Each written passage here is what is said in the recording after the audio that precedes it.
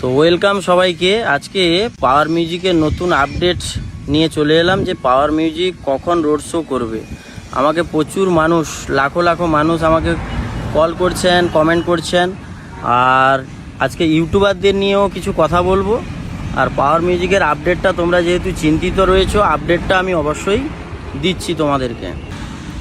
তো প্রথমত হচ্ছে অনেকে কমেন্ট করে বলছো যে পাওয়ার মিউজিক কি সেভ আছে, কি রানিং হবে হরিদ্বারে।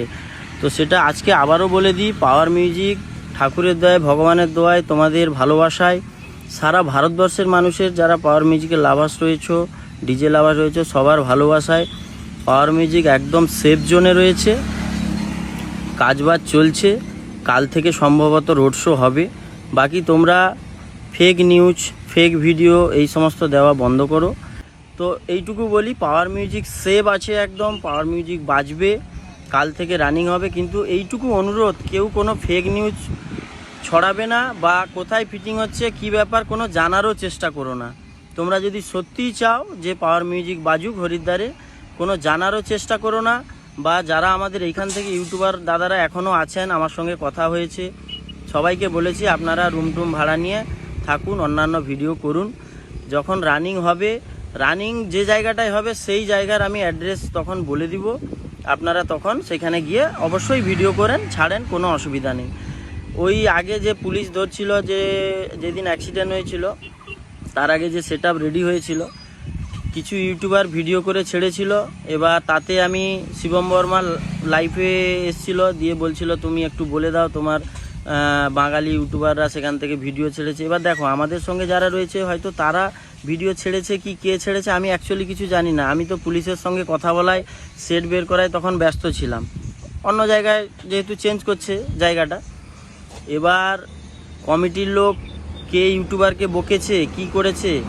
এবার সত্যি কথা যেটা হয়েছে যে আমাদের ওই জায়গা থেকে শুধু আমাদের সঙ্গে যে ইউটিউবাররা কাছাকাছি ছিল সেটা নয়, আমাদের ওয়েস্ট বেঙ্গল থেকে যত ইউটিউবার গেছে তারা কিন্তু প্রায় সেই পাওয়ারের কাছাকাছি, অন্য জায়গায় ঘর ভাড়া করে আছে কিন্তু এখানে ছিল, অনেকে ভিডিও করেছিল। কমিটির লোক বলেছিল যে তোমরা সেট রানিং হলে দুদিন পরে ভিডিওগুলো ছেড়ো।